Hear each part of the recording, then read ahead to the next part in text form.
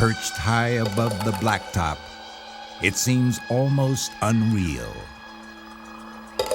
impossibly far, and yet just beyond reach. The desires that it instills are basic: power, freedom, and conquest. The dream that it inspires is of shedding all earthbound limitations. And it beckons to all who dare mount their assault.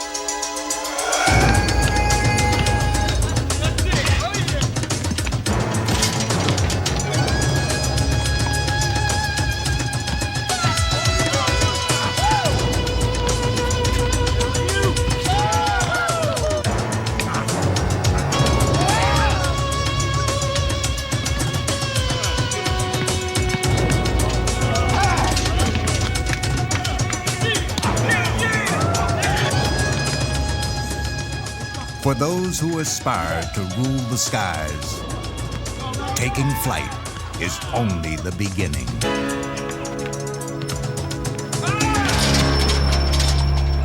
It's all about having supreme confidence, and not many guys have it. You own the ball, you own the game, you own the guy who's guarding you, and you can actually play him like a puppet. One bounce dribble now to Jordan. Michael in from the left side, jammed it right. You don't last in this league long by being timid or intimidated by the people you compete against. Get tough, X. Get tough. Don't let him push you. McDaniel with a facial. Saying, move over, buddy. You know, it's two of us here. Way rock the baby to sleep and slam dunk. Just like Tyson, when he walk in the ring, he walk in the ring to take you out.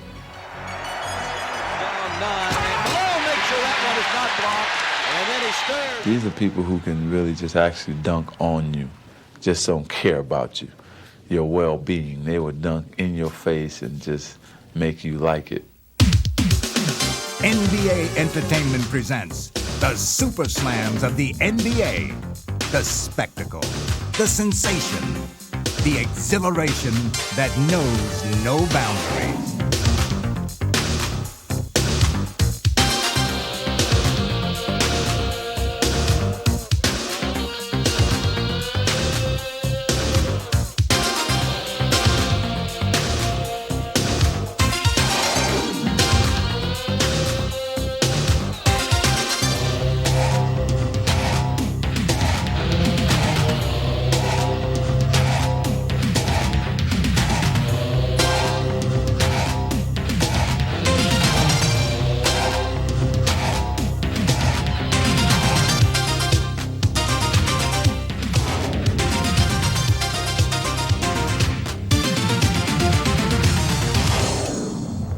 Man has always had lofty aspirations of leaving the earth behind, but only a select few can experience the unrestrained freedom of flight.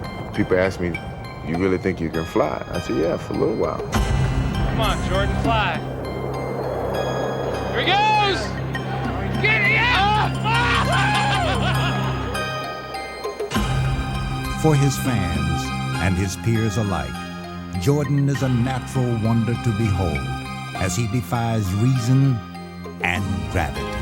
Once you get up there, then you say, well, maybe I just hang up here for a while, you know, up in the air and just sit back. And then all of a sudden, well, maybe I'll 360. No, I'll change my mind. Maybe I'll go up on there on the other side. And he's just incredible. When fellow hang glider Clyde Drexler takes to the air, he too conjures up images of flight and of grace that transcends sport. The start of it is wonderful. The acceleration, the drive to get to the basket, and the actual slam dunk is beautiful. That's why I consider Michael Jordan, Clyde Drexler, the most graceful basketball players that play the ball game today. Ballet and basketball, I think, are very close. I think basketball is a form of ballet. So you go right down the line from team to team, the guys that have the leaping ability, are usually the guys that will have the most similarity to the dancers. And perhaps basketball's most elegant performer best captures its essence. My reaction and my internal reaction was more of calm and peace after the accomplishment. It's interesting how much that's turned around now, because now, we see guys dunk the ball, and they get really excited and hype about it, start jumping up and down, raising fists. Hail man out in front. What really get me psyched up is a dunk. That, to me, that can get me psyched up, get me going. The thing that excites me the most is when a coach call a timeout and chew his forward out because I just dunked on his head. But the mailman is not alone in delivering punishing jams. When Charles want to, he can do whatever he wants to out there. There's very few guys can take over a game in the league, and he's probably one of them. Charles looks like he's just determined to take over this game. Here's Dominic. It's a good feeling. It's a strong, powerful feeling when you can dunk on a big guy and you know he's going at your shot hard. Dominic.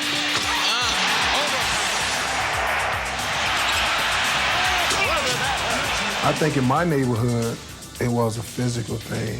I think only the strong survive. Buckle up, slam, dunked by McDaniel. All right, Ewing. I try to dunk it as hard as possible, so the next time I go to dunk it, the person who's checking me or anybody else, they'll think first before they'll try to block it.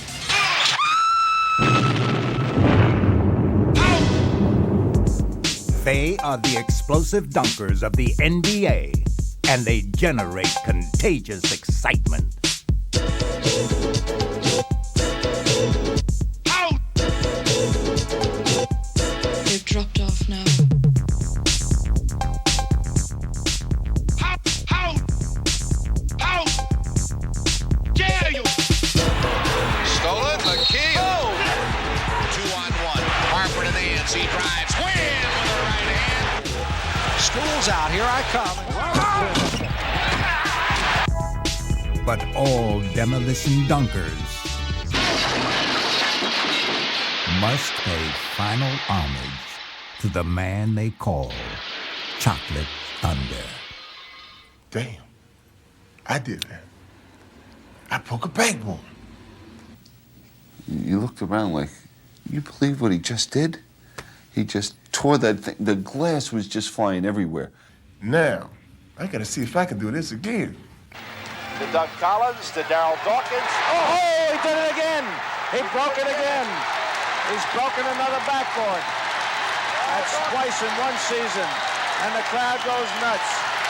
Oh, my. Doug Collins comes down with the ball. I'm pretty sure it was Doug Collins. Bobby Jones cut through. He dished it off to me, and I went up, put it back on the numbers, and came through one more time. And it came down. Glass started falling. I started saying, yeah, I dig it, yeah. But the commissioner stopped there real quick. Claiming to hail from the planet Lovetron, Dawkins often seemed to be the NBA's version of extraterrestrial life. Are you reading me over? I'm ready.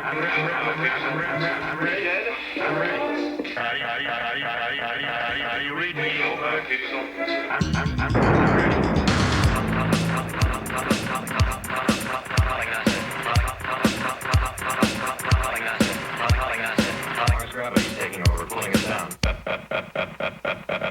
As an 18-year-old rookie, he would gain instant notoriety for his outrageous dunks and even more outrageous names for them.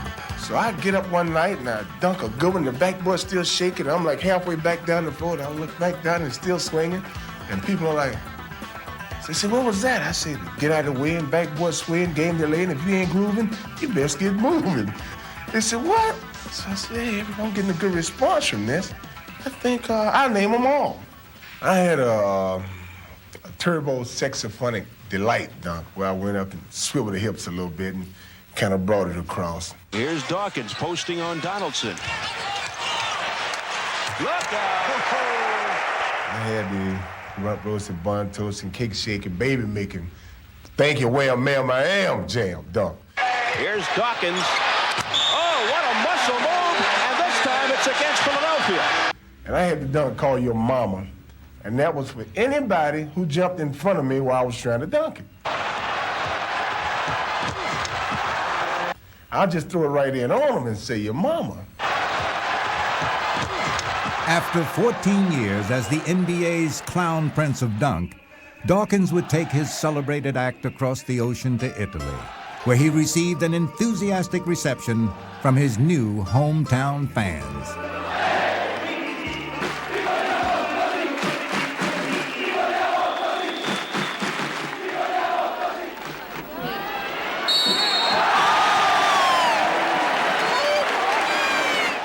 Quickly captivating his new audience, Dawkins didn't take long to realize the benefits of becoming an international entertainer.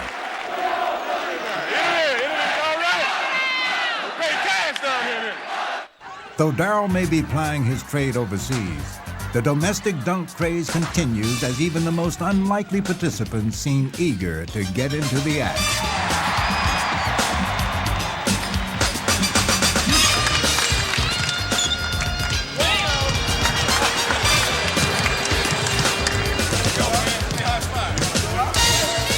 Though some may attempt more death-defying feats than others, the results are always entertaining.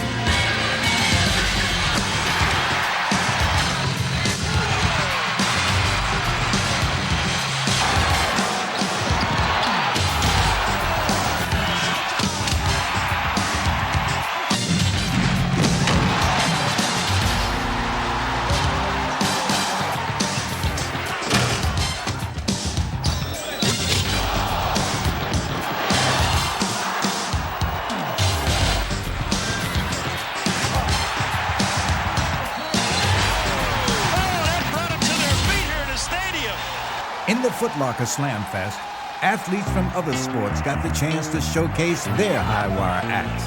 From Neon Deion Sanders, Hold on, folks, buckle up. to triple jumper Mike Connolly, they all had their moment in the dunking spotlight. Big bounce.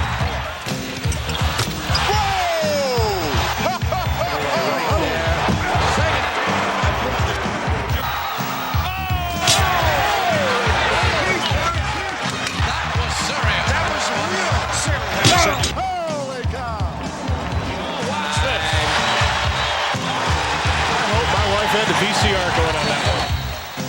Are you ready to throw down? But Magic's Midsummer Night's Classic made it clear that even during the off-season, the NBA's Air Force rules the skies. All right, now we ready. Now we ready.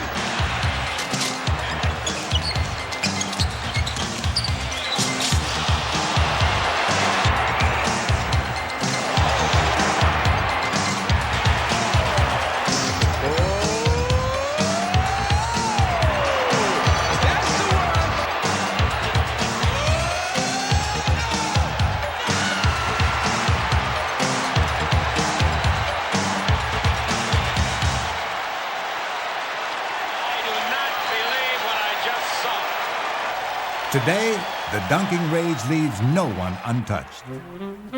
But in basketball's formative years, the NBA's greatest players, like George Mikan of the Minneapolis Lakers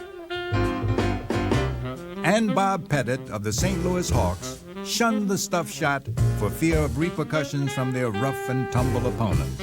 I mean, I could dunk, but I would never even think of doing it. You never saw anybody take off from the foul line and try to dunk. If you did that, somebody would just put you right in the third row. In those rugged early years, an attempted dunk was a sign of disrespect, and it would be met with the swiftest of punishments. Every time you left your feet, you were endangering yourself because they'd take your legs right out. Players certainly could dunk the ball, but if you dunked the ball, your man didn't like it, and you would pay for it the next time.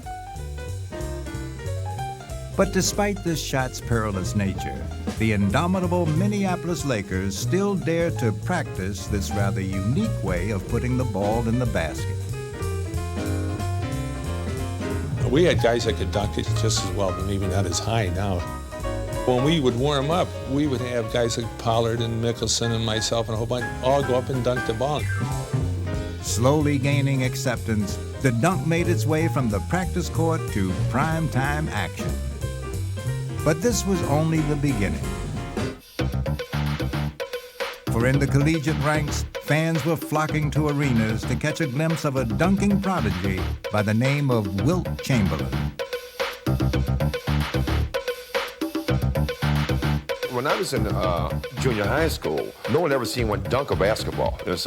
And I started just throwing balls down to the basket, and that was a whole new thing. Upon entering the league in 1959, this brazen rookie not only ushered the slam into prominence, but also utilized it as a devastating offensive weapon that could not help but command attention. The best dunk I ever saw was when Chamberlain would go up there and dunk that ball. That was sensational because Chamberlain would really slam it down with tremendous force.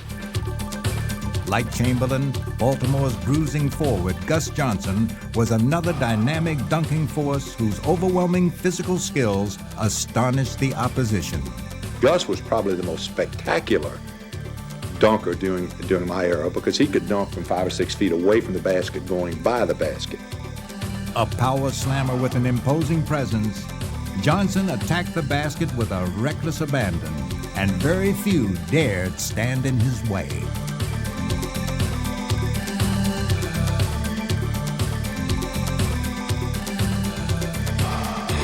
In contrast, high-flying Laker legend Elgin Baylor made his way to the basket less with force than finesse.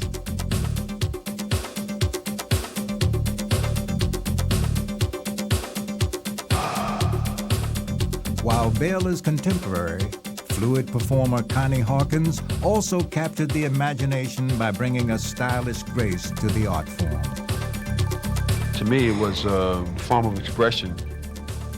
And a lot of times you can be playing and come up with a dunk that could turn the momentum around in the game. That was important. Connie was the ultimate finesse. He was the first that I had ever seen with the huge hands that could glide and dunk and stuff all kind of different ways. Leaving his personal mark on dunking artistry, Hawkins astounded the basketball world with his distinct flair for the game.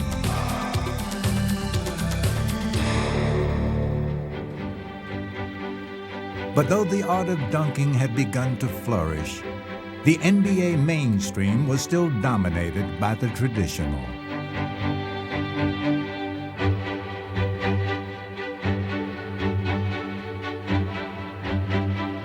With the perennial champion Boston Celtics setting a conservative tone, some of basketball's more daring innovators began to look elsewhere to find an outlet for their creative energies. The Offbeat American Basketball Association would provide an enticing alternative as these basketball mavericks thrived in this free-spirited new league. The ABA was a run-and-gun league. You had guys who liked to run, who liked to get out, and we got a chance to just go to the hoop and invented different ways to throw the ball down. The pace was fast and furious as new-look dunkers filled the airwaves.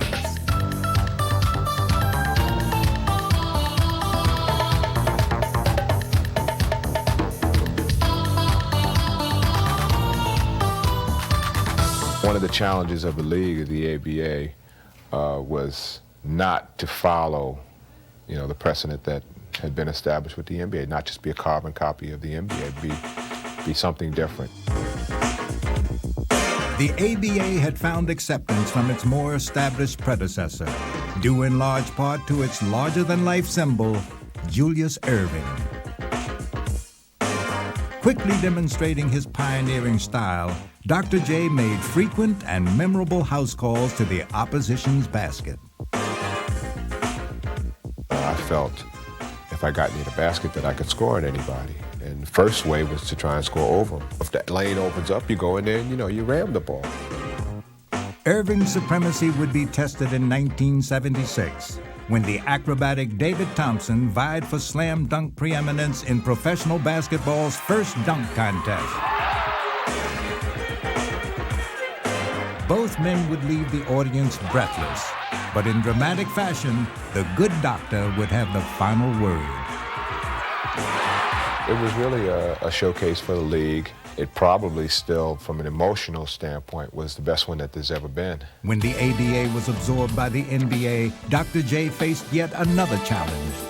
The pressures on a Julius Erving and the impact he had on the NBA. Who is this Dr. J who wins these dunk contests and does all of these things? Joining the Philadelphia 76ers, Erving wasted no time in making his impact felt as he boldly announced his arrival, making the NBA Finals in his first year and doing it his way. 95% of the things that I did on the basketball court, I had done before. I really considered those routine plays, although I know they were beyond the boundaries that one would call fundamental. I mean, it was not a risky shot for me to go in and dunk the ball backward. Julius turns on the crowd. Immediately attracting a devoted following, Erving was embraced by even the worthiest of opponents. See, I didn't want him to make me look so bad, so when he dunked it, I'd catch him in the air. You know, for everybody can like say, ooh, he's a nice guy, not letting Doc drop. Bringing the art of slam dunking to new heights, Erving was now the game's most recognizable figure. When you went on this road with Julius, it was like traveling with a rock star. If Dr. J got to the open court and dunked a basketball, it didn't matter what the score was. Everybody in the stands felt that they got their money's worth. They saw the doctor. After an 8-year hiatus, Gatorade would resurrect the slam dunk contest in Denver. And once again, Dr. J was the main attraction. Number 6, captain of the Philadelphia 76ers, Julius the Doctor.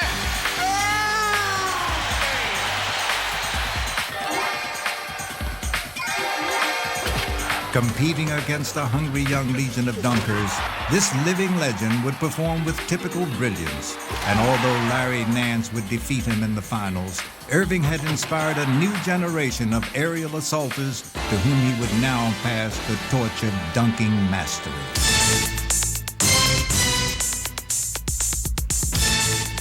I think it elevates any team when you have a guy who's exciting, he dunks, and gets the crowd going, gets your teammates going, get the coach going. It's, I think, an inspirational type of move. When he exploded onto the scene in 1982, Dominique Wilkins was aptly nicknamed the human highlight film. And in playing to rave reviews, Atlanta's spectacular forward had the league's full attention. But Neek was not alone. Davis. Oh, what a follow. King to Woolridge. He may push the move on. Oh, left-handed. It's like ecstasy almost. I mean, when I see an opening to the basket, they say my eyes get really big. But I'm gonna tell you something that's kind of ironic. People ask me, well, do you know what you're gonna do before you get to the basket? I never know. It's a rhythm thing. Steve Johnson. And this feeling of spontaneity was shared by others. My body be a lot of different ways when I be in the air, and I never know how I'm gonna land or how I'm gonna go up, but it just always have worked out good for me. And though the dunk was still a free-flowing art form, it was now also a disarming psychological weapon.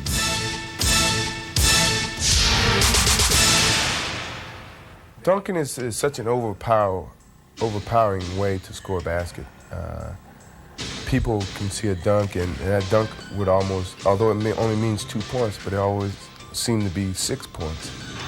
Jordan to the floor, and watch. Even as a rookie, Jordan's immense talent was apparent to all as he dazzled audiences and confounded his opponents with a vast array of show-stopping dunks.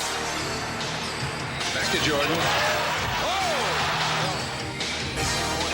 Jordan with a super move. It's like a big juice of energy, like somebody push your electricity button, and it gives you a lift, and it takes some away from another team.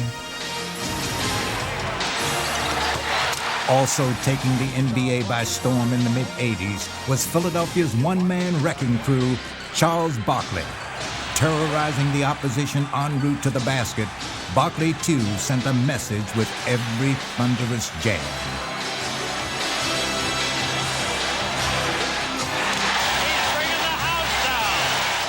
It's just a question of coming through. You know what you can do, just go out and do it. Let it flow.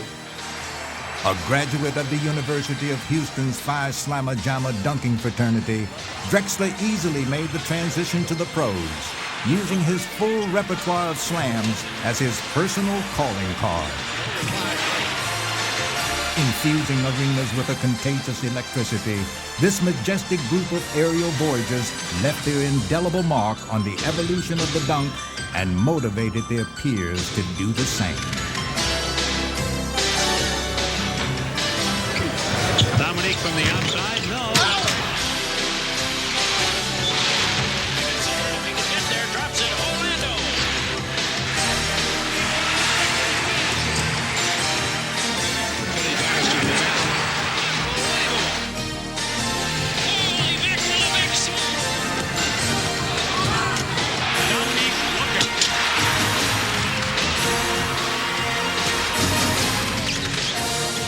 But when it came time to bring contest-style dunks into game action, few could match the mid-air exploits of Dominique Wilkins.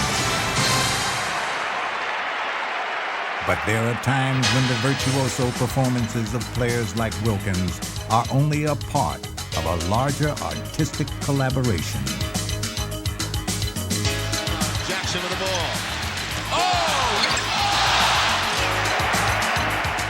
Price the bounce down the middle and Nance who rams it home and he's high. When I hit the floor, I try to create for my other teammates. And I love to throw the alley-oop pass, and that's the most exciting play to me.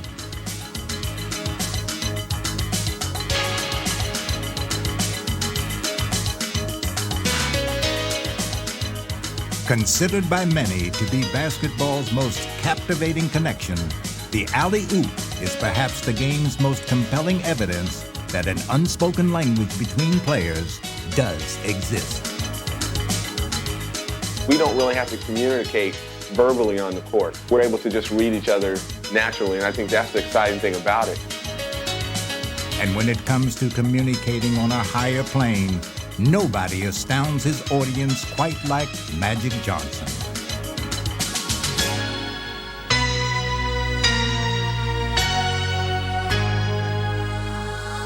You definitely come to give them a show, if at all possible, while you're playing.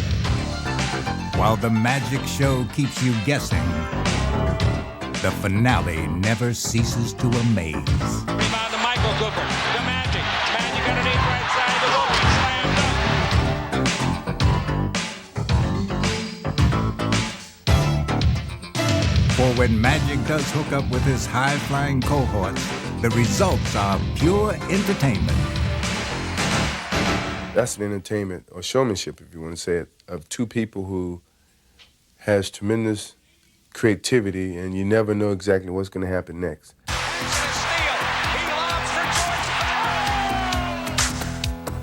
Jordan is a showman of a different kind, one who finishes brilliantly on the receiving end.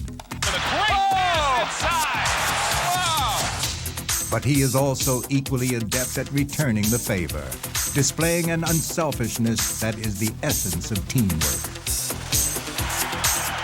Sally, oh, what a play! What a play! Right into the arms of Cheeks. Doc crumbles inside to Barkley. What a show! What a show! For both the fans who watch it unfold and the players who execute to perfection, the fast break is a vivid illustration of team harmony. I definitely get most thrill out of a perfectly run fast break. If we have guys filling the lanes and somebody finishes off the play with authority, I think that's the most exciting for me. And fittingly, this hard-driving style of play is often punctuated by a dunk.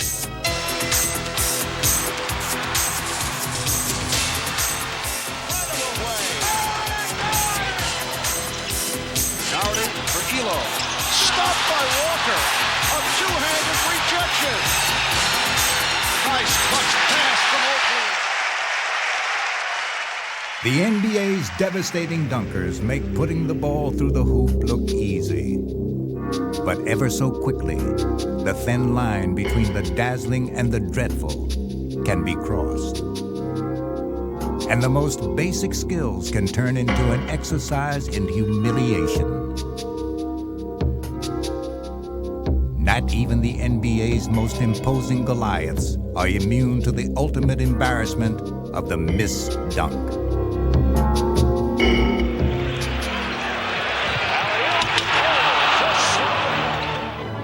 It happens often. Robinson, he missed the slam. And even though it defies description, it is still open for explanation. Once you zero in on the basket, you're trying to let anything distract you. Good pass. Paris missed the dunk. Charles Oakley dishes to Ewing inside. Missed the kick. A lot of it is just, natural ability. It may be amusing, but it's certainly not part of a coach's winning formula.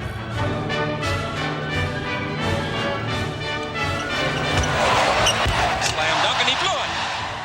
And yet the muff stuff is an everyday part of the game that can't help but be taken lightly.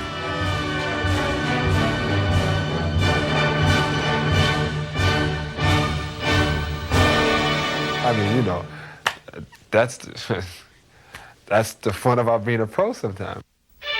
But sometimes NBA big men seem to need a lesson in the finer points of dunking, and their smaller counterparts are happy to oblige. Stop. Go. He's got it again. Optimal finish. Spud gets it back. I think it's a good weapon for me. Athletes are bigger and better.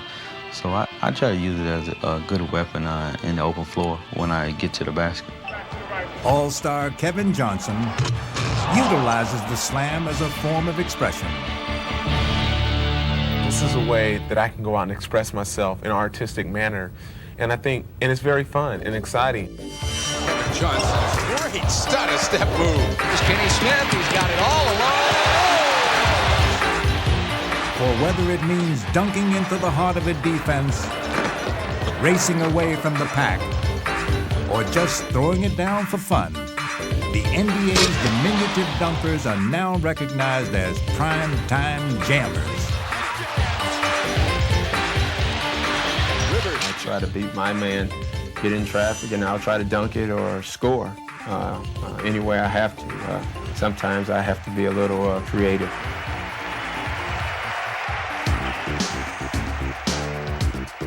Slamming may be an area of expertise usually reserved for bigger players.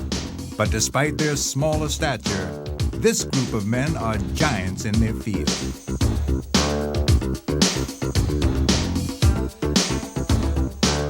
And none stand taller than 5'7" Spud Webb. You have to have a strong mental capacity to put up with a lot of stuff at a smaller size, but if you don't believe in yourself, no one else will. On one magical afternoon in 1986, Spud would dramatically display that belief in himself as he returned home to Dallas and turned the Gatorade Slam Dunk Contest into his personal showcase.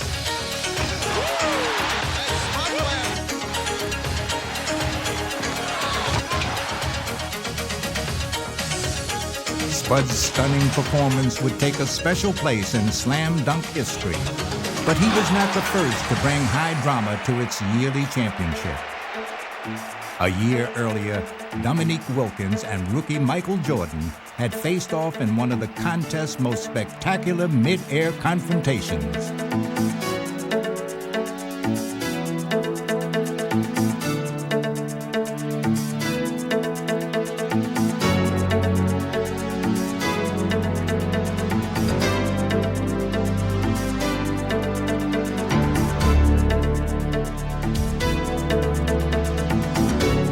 Dominic would emerge victorious. Jordan would have his chance in 1987 as an injured Dominic watched him claim his first slam dunk crown. And now, here's Jordan ready to take off.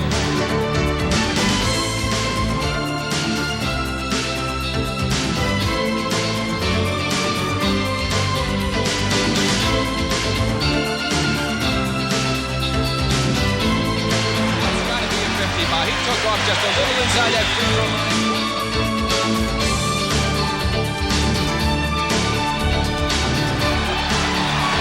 Oh, I love it. He went straight to the basket just like he was floating on air.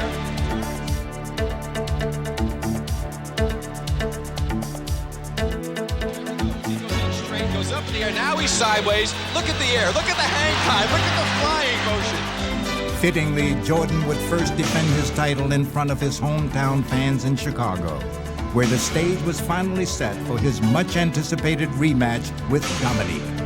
Perfect score of 50 on that dunk from Dominique Wilkins. Well, we're still even as Jordan goes up and takes it way down.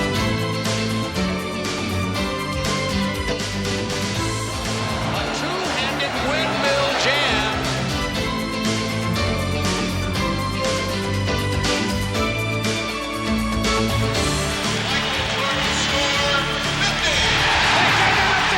They gave Jordan a 50.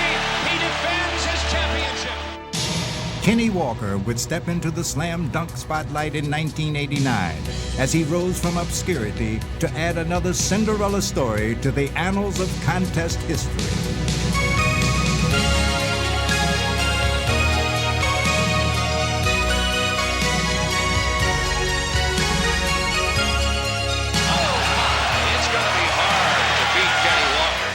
Skywalker's dramatic victory would pave the way for the emergence of a host of talented young dunk artists. Tosses to himself for the two-handed reverse jam. Yes, he gets it. This one looks like a good one. Yes. And though 1990 would see Dominique reclaim the title, a new wave of aerial acrobats would burst onto the slam dunk scene that next year.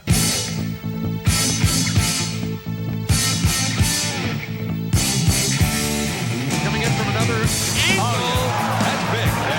That's one hand off the glass. See, that's a spectacular dunk. Here is Blue Edwards.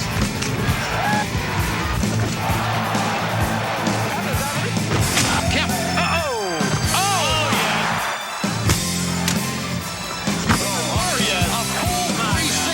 Gotta get up!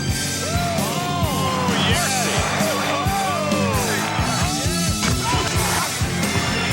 Oh! The lob, the bounce, the windmill jam. Lob and Rivers! Yeah! Watch this crazy dunk here. What you got? Oh! Yes! He bring that one! Oh my! That's the cherry on the sundae. Don't look now, but this legion of high flyers are threatening to rule the skies.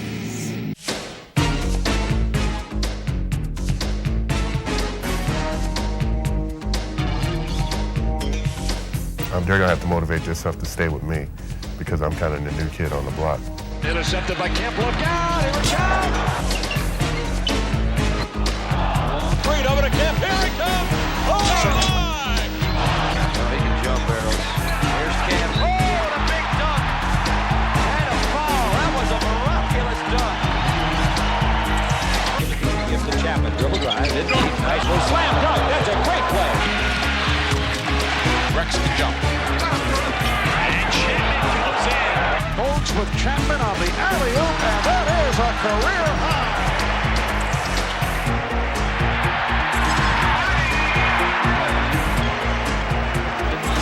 And reach on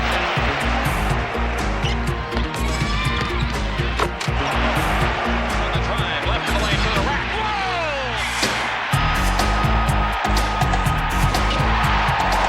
Wilkins, Gerald Wilkins allowed it. Kenny Walker for the W.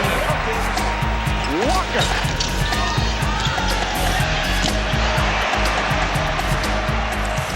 Talented new dunkers such as Blue Edwards aspire to take slamming to still greater heights.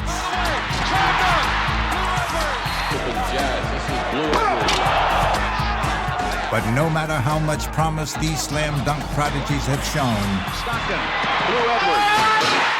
they have yet to reach the lofty plateau shared exclusively by two incomparable masters of their craft, the breathtaking Michael Jordan and the sensational Dominique Wilkins, the standard bearers of slam dunk showmanship.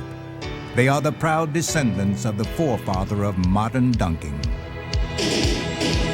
Probably a guy that most guys growing up emulated, and that was Julius Erving. I mean, I patterned my whole life after him.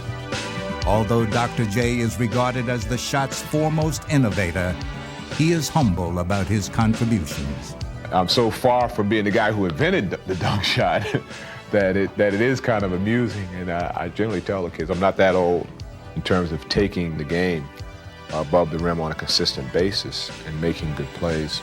I can take some of the credit for that, and it did spur a wave of slam dunkers and high flyers.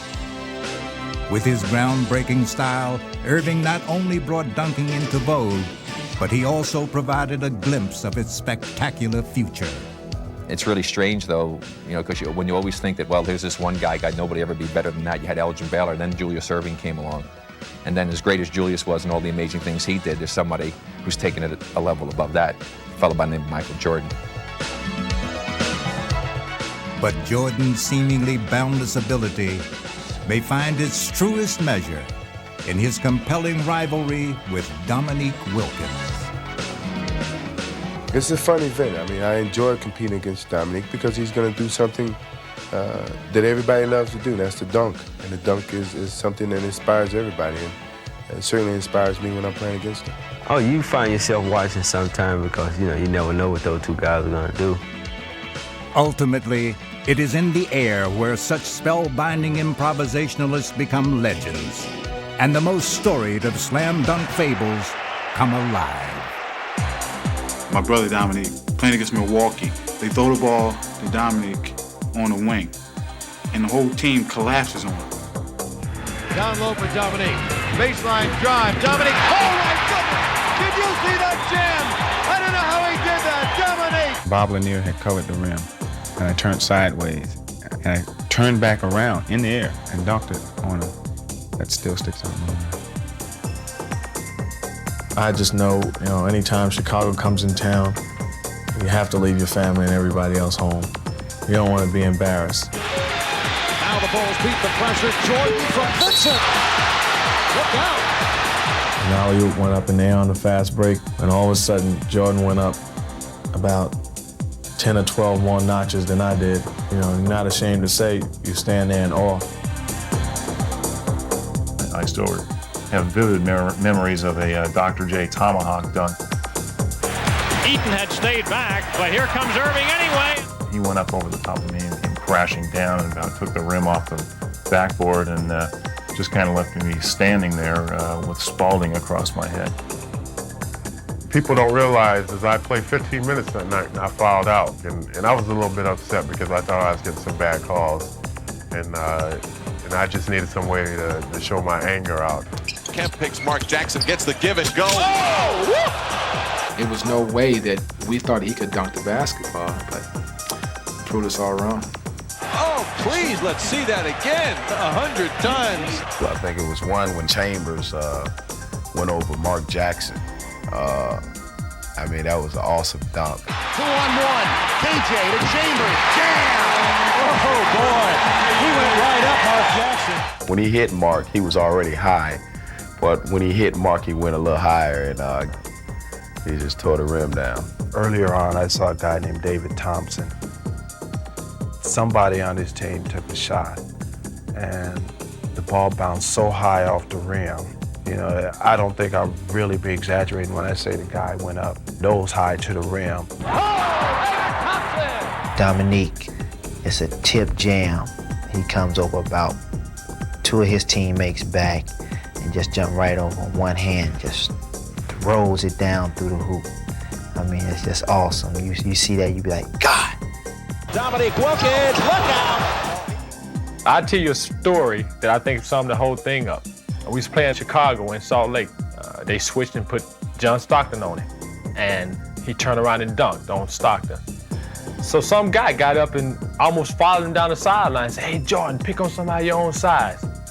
So next time down the floor, he dunked on Mel Turpin. And went over and looked at the guy and said, was he big enough? My favorite dunk of all time would probably be the dunk that Dr. J had over Michael Cooper. Yes, he's got it. Here he comes. Way rock the baby to sleep and slam dunk. Dr. J just kind of like cupped it and just glided to the basket. It was the most awesome dunk that I've seen in a basketball game.